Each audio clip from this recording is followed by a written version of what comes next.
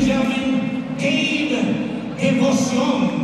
Ang nararamdaman ko po ngayon ay nai-excite, kinakabahan, halo-halong emosyon.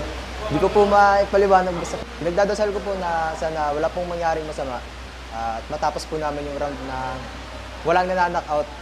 Magdasal, tapos syempre ingat-ingat din kasi hindi sa lahat ng oras kumpiyansa tayo.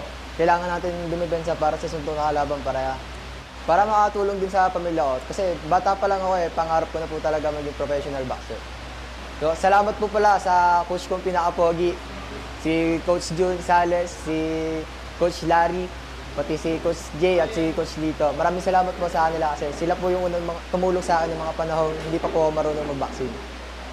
Introducing the fighter coming into the ring, Jojo Lastimosa. Excited na parang medyo kabado konti ganun, pero nandun naman yung excitement.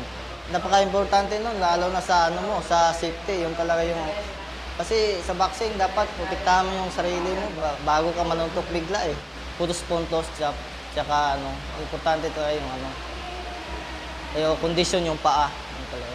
Una talaga yung makakuha ng belt. Tapos pag nandun ka na sa posisyon na yan, andun na yung angat na yung buhay mo shoutout sa taga Osamis diyan, sa mga followers na ako diya. Laban.